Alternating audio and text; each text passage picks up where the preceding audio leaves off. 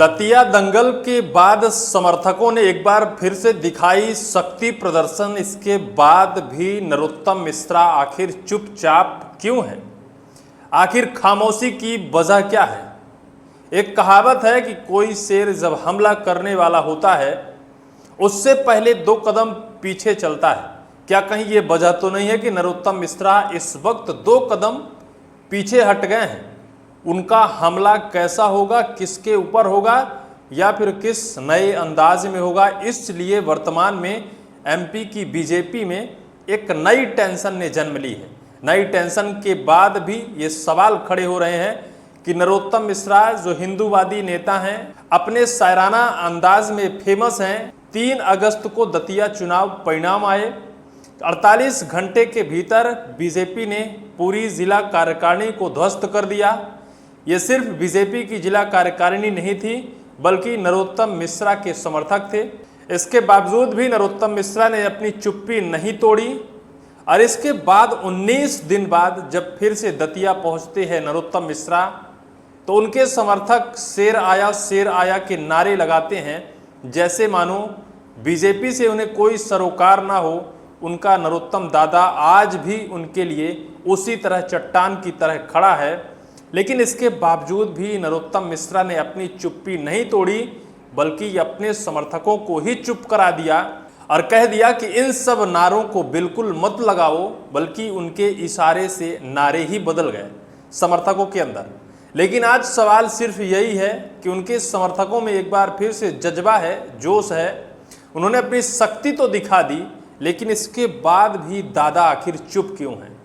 खामोशी की वजह क्या है? इसके पीछे की इनसाइड स्टोरी क्या है? आखिर आज सब राजनीतिक गलियारों में सवाल बनकर खड़ा हो रहा है। आज एक खबर निकल कर आई है जिसमें लिखा है, दतिया के दंगल में समर्थकों ने फिर दिखा दिया दम, पर क्यों चुप रह गए नरोत्तम मिश्रा? कहते हैं कि वह बाघ हमला करने वाला होता है तो पहले 2 कदम पीछे जाता है। इसे मध्य प्रदेश की राजनीति के संदर्भ में देखिए। मैदान दतिया का ले लीजिए, क्या नरोत्तम भी केवल 2 कदम पीछे चले गए हैं? 3 अगस्त को दतिया चुनाव के नतीजे आने के बाद बीजेपी 48 घंटे के भीतर एक्शन लिया था। दतिया में भाजपा की पूरी कार्यकारिणी को साफ कर दिया था, जो सिर्फ कार्यकारिणी नहीं बल्कि नरोत्तम समर्थक की टीम थी। अब 19 दिन बाद जितना सन्नाटा दतिया को लेकर बीजेपी में है, उससे बड़ी चुप्पी नरोत्तम मिश्रा ने थाम ली है। हालांकि समर्थक उन्हें शेर संबोधित करते हैं। मध्य प्रदेश बीजेपी में इस कद्दावर हिंदूवादी नेता की खामोशी के पीछे की वजह क्या है? वेट एंड वॉच की ये राजनीति आगे क्या गुल खिलाने वाली है? नरोत्तम के पहले इसी तरह के सियासी मात से गुजरते ज्योतिरादित्य सिंधिया और शिवराज सिंह चौहान ने अपना दम दिखाते हुए कहा कि टाइगर अभी जिंदा है। ऐसी ही खामोशी और ऐसा ही 2 कदम पीछे इससे पहले शिवराज सिंह चौहान, जब उनके साथ ऐसा राजनीतिक गेम खेला गया था तो उन्होंने कहा था कि टाइगर अभी जिंदा है। और इसके बाद ज्योतिरादित्य सिंधिया के साथ भी कुछ ऐसा हुआ तो उन्होंने भी खामोशी से इन सारे समस्याओं से निपट गए। लेकिन अब जिस तरह से नरोत्तम मिश्रा के सामने ये समय आया है और इस समय से वो उलझ रहे हैं, लेकिन खामोश हैं, कुछ कह नहीं रहे हैं, किसी के लिए कुछ नहीं कह रहे हैं, जबकि उनके समर्थकों ने पूरा दमखम दिखाया है दतिया में जब नरोत्तम दादा पहुंचे थे। दतिया विधानसभा चुनाव नतीजा आ जाने के बाद पूर्व गृह मंत्री नरोत्तम मिश्रा की दतिया आगमन की जो फीड सोशल मीडिया से लेकर मीडिया तक छाई हुई, वह समर्थकों के दम को दिखाती है। शक्ति प्रदर्शन की ये तस्वीर क्या कहती है? बेशक जो कुछ हुआ वो स्वास्थ्यपूर्ण रहा होगा। जिस तरह से समर्थकों का जमावड़ा लगा और उसी भीड़ में देखो देखो शेर आया जैसे नारे भी सुनाई पड़े, लेकिन अक्सर अपने बेबाक बयानों से सियासत की दिशा बदलने वाले नरोत्तम मिश्रा अपने समर्थकों से इस जोश पर भी होश नहीं खोते दिखाई दिए। इसलिए सवाल खड़ा हो रहा है। उनके समर्थकों ने देखो आज शेर आया जैसे नारे लगाए, उस वक्त भी नरोत्तम अपने होश खोते नहीं दिखाई दिए। तब भी उन्होंने चुप्पी साध रखी और फिर उस चुप्पी से एक ऐसा इशारा किया कि नरोत्तम के जो समर्थक हैं उनके उद्घोष, उनके जो बयान हैं या फिर उनके जयकारों में बदलाव आ गया। बीजेपी की चुप्पी को परखें नरोत्तम मिश्रा। मीडिया से वन लाइन के संवाद के बाद समर्थकों को भी खामोश कर दिया। सवाल ये है कि बयानों से पहचान बनाने वाले नरोत्तम खामोश क्यों हो गए। वरिष्ठ राजनीतिक विश्लेषक प्रकाश भटनागर कहते हैं, नरोत्तम मजे हुए राजनेता हैं और समय का उतार चढ़ाव राजनेताओं को सब सिखा देता है। बीजेपी में चुप्पी कारगर होती है, नरोत्तम अब ये जान गए हैं।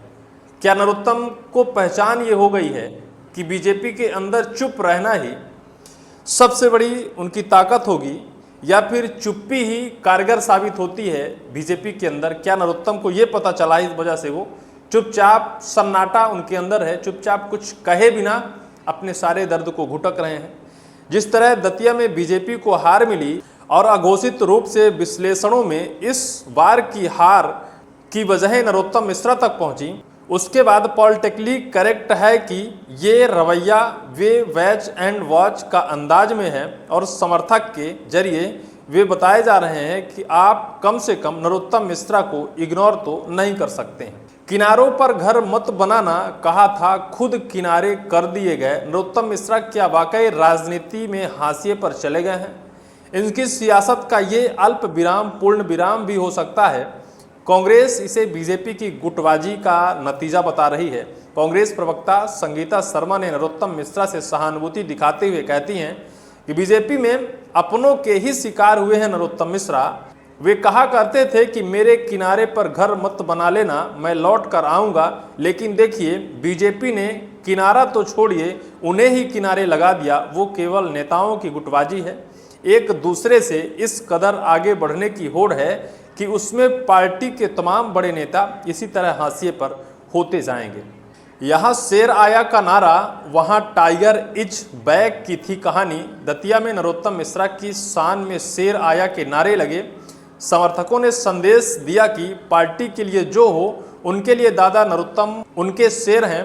मध्य प्रदेश में यह पहली बार नहीं हुआ है। बीजेपी की सियासत में जब शिवराज सिंह चौहान किनारे लगे थे तो उन्होंने भी बयान दिया था कि टाइगर अभी जिंदा है। ये कमलनाथ सरकार के दौर के बाद की बात है। इसी तरह सिंधिया ने कांग्रेस छोड़कर बीजेपी का दामन थामने के बाद कहा था कि टाइगर इज बैक। अरब राजनीति में ये जिस तरह से शायराना अंदाज में नेताओं का बयान रहता है, अब इस पर चुप्पी जिस तरह से नेताओं ने थामी है, क्या इसके लिए कोई बड़ा हमला करने वाले हैं? क्या इनका रोल बैक कोई दूसरे रूप से होगा? क्योंकि बीजेपी जिस तरह से अपने डैमेज कंट्रोल में जुटी रहती है, बड़ा नेता हो या छोटा नेता हो, किसी के साथ सहानुभूति नहीं दिखाती है। जो ऊपर से ऑर्डर होता है उसका पालन सशब्द होता है। चाहे नरोत्तम मिश्रा को किनारे करने की बात हो, चाहे शिवराज सिंह चौहान को किनारे करने की बात हो, सभी को किनारे लगा दिया जाता है। लेकिन आगे जाकर वही रोल बैक करता है जो चुप्पी साध रखता है। जैसे शिवराज सिंह चौहान ने चुप रहकर सब कुछ सहते रहे, अंत में केंद्रीय कैबिनेट में उन्हें शामिल किया गया।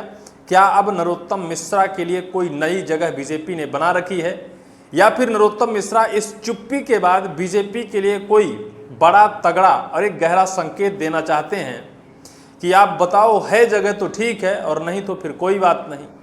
आखिर होगा क्या? चुप्पी की वजह क्या है? ना बोलने की वजह क्या है? आखिर खामोश क्यों हो गए नरोत्तम मिश्रा? इस पर तगड़ा सवाल है। इस वीडियो को लेकर आपकी क्या राय होगी? कमेंट सेक्शन पर कमेंट आप जरूर करिएगा।